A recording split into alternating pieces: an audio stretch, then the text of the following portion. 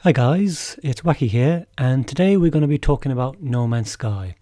And unless you've been living under a rock for the past month or so, you're going to know that there's a lot of controversy around this game right now.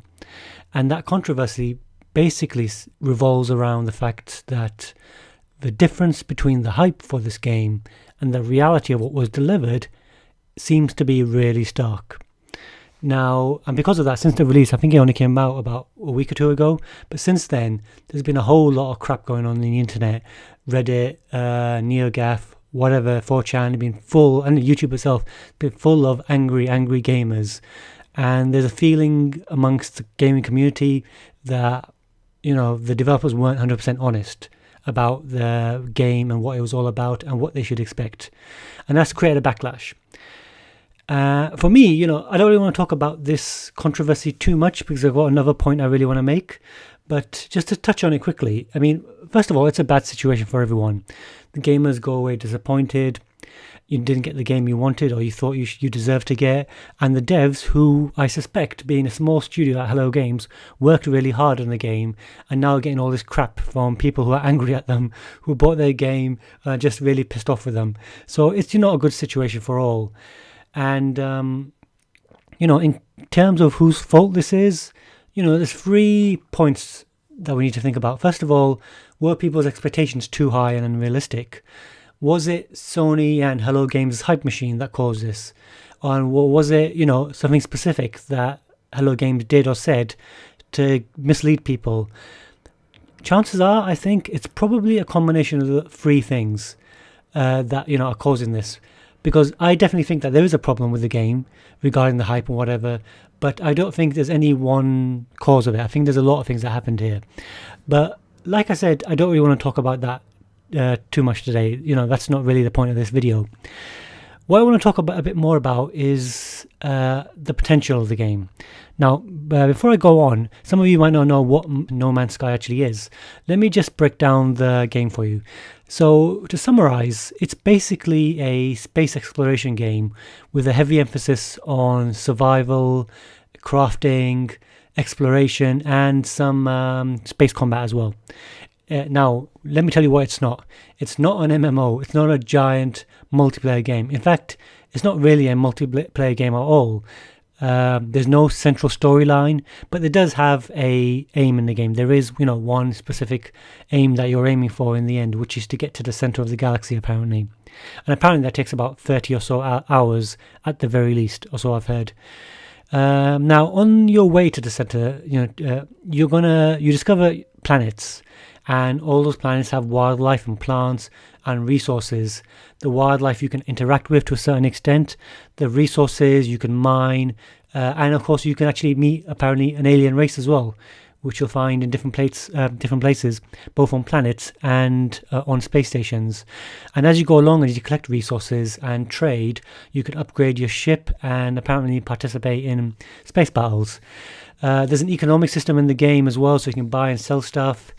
But that's pretty much the core gameplay, from what I can tell about the game so far. Now, what do I want to talk about? So, as I see it, the central problem in the game is that the size of the game, relevant to the amount of content that's available, makes it a very unfun game to play. There's a disconnect. There's, the ratio between the size of the game's landscape against what's available in terms of gameplay and content is off, in my opinion. It doesn't match up. There's too much how should I put this? There's too much game and not enough gameplay. Now, one thing to know before I carry on is that the main selling point of the game has always been the universe that Hello Games created. Just to quickly define it. So what the company did was they used procedural algorithms to generate this universe that you're playing in on the fly. Now, that doesn't mean it's random. It's not random. But all the plants, animals, and planets are generated and are in their own way unique. Now, on its own, that's a really cool concept, by the way. Because it basically means that every single person potentially could see things that nobody else will see, and seeing all the different combinations of what's possible, I think would be really interesting. But is it fun? Now, to illustrate my point, I want to compare No Man's Sky to another game that uses procedurally generated content, and that's a game that came out a couple of years ago called Middle-earth: Shadows of Mordor. Now, I would argue that Warner Bros. Studios were much smarter in how they use this technology, and let me explain what I mean. Shadows of Mordor itself is a pretty simple game. You run around in the Lord of the Rings universe, in the land of Mordor, right, killing orcs and to avenge your family. That's basically the storyline.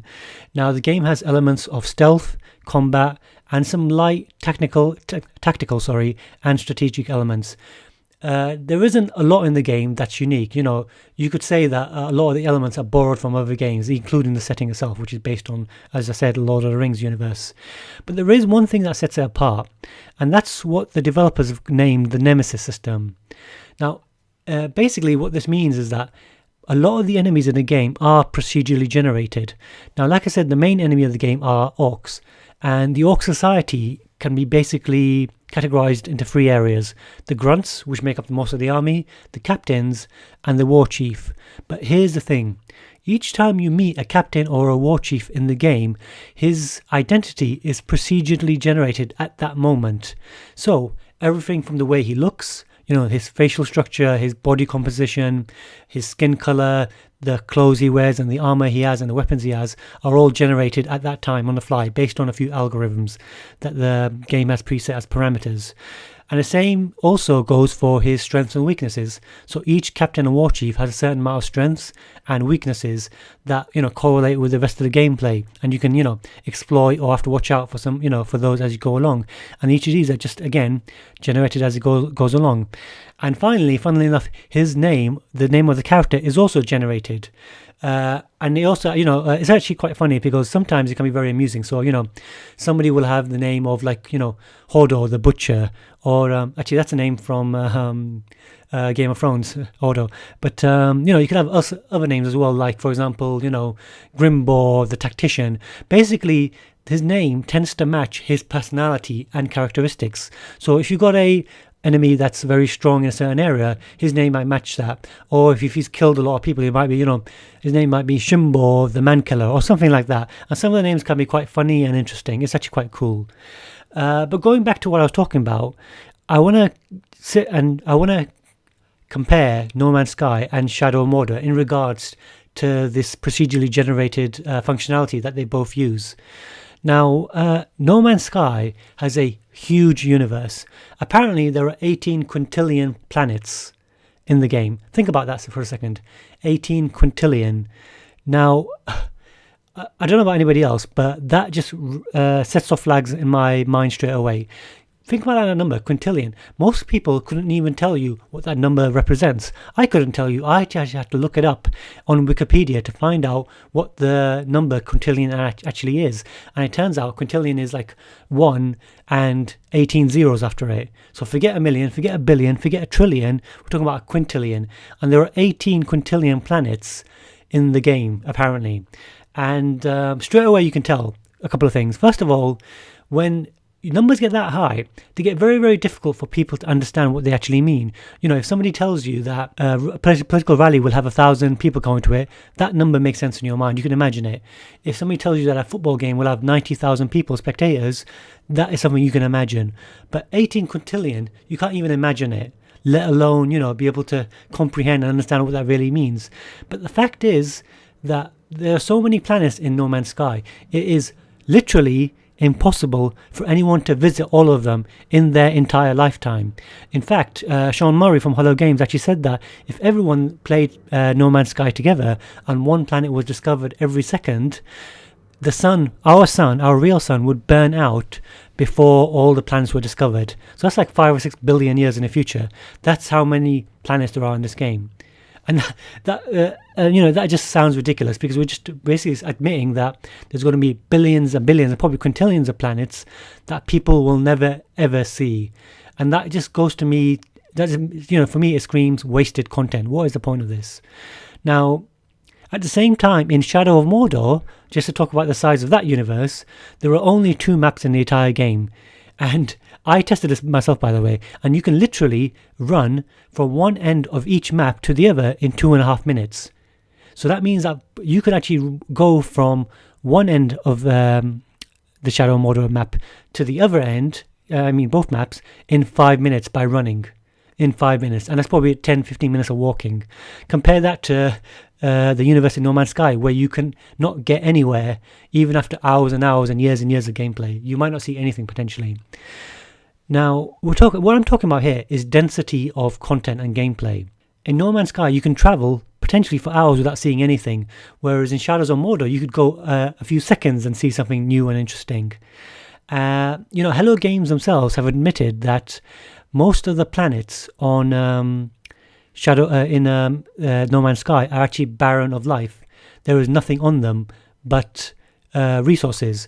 So you could visit planet after planet potentially and not see a single animal or single new species. Whereas in Shadows of Mordor, as you walk across that small map, even though it's a lot smaller, there's something to do and see around almost every corner. Take this situation here that I'm about to show you, when I'm basically just traveling across the map to a particular endpoint that I was interested in, and while I was going, I saw this bunch of orcs that were chasing a bunch of humans, and it just gave me another thing to do. If I wanted to, I could just ignore it and go on to where I was trying to get to, but I stopped and decided to help out these humans in this randomly generated event in the story. These spontaneous events make for a very interesting gaming experience because it makes the world seem alive and allows players to experience a very unique and memorable playthrough just for themselves. Another player won't see this in this context. They'll see something similar because it's just, procedurally generated, like I said, a similar situation in a different context while they're doing something different. So they could be fighting a bunch of Uruks and another bunch of Uruks just randomly come in. And for me, what that shows is that as a gamer, my time is being valued. My playtime is valuable because every time I pick up the game, something interesting is bound to happen. Whereas in No Man's Sky, even though there's a billion different combinations of planets, it could be like a water planet or a toxic planet or, what God knows what, because I haven't seen all of them. You're not guaranteed to see them, and if you do want to see them, you have to spend a lot of time with the game. In fact, in No Man's Sky, some of the planets are so large they take days to actually travel through. Who's actually going to do that? Who's actually going to spend days going around the same planet, doing the same thing by looking for species, looking to mine minerals that they may or may not find? It just seems pointless to me. Now, going back to the animals in No Man's Sky for a second, the plants and animals themselves are also procedurally generated, like I said, and in terms of how you can interact with them, you can discover them and upload your discovery to the internet and share it with the rest of the world. You can hunt animals and you can actually be attacked by animals too, but that's pretty much it. That is pretty much the limit of what you can do with all these potentially millions of different subspecies of animals that are all slightly different. And, like I said, that's a cool concept to have all these different types of evolved animals. But if you can't really interact with them, other than being able to take a photo and, say you discovered it, it's, after a while it becomes pointless. By the time you get to the 50th species, do you really still care? Compare that to the relationship you could possibly have with the characters in Shadows of Mordor. Now, for each of these enemies in the game, when they get generated, they immediately start a relationship with you. Now, what do I mean by that? Basically, every time you fight them, if you don't kill them at the end of that interaction, they will remember you. So, for example, if they had a fight and they ran away, they will remember that they ran away and say this time, they'll make a speech the next time they see you. They'll be like, this time I'm going to get you. Whereas if you run away from them, they will gloat and mock you the next time they see you. They're going to taunt you. And that's really, really cool. And if they manage to kill you, their standing in Orc society goes up. So they go up from a level 10 enemy to a level 11 or level 12. And so the game world evolves as it goes along. And their relationship with you evolves as well, because they will, again, like I said, get credit for killing the player character. And there's no other game that I know that does that well. It's so cool.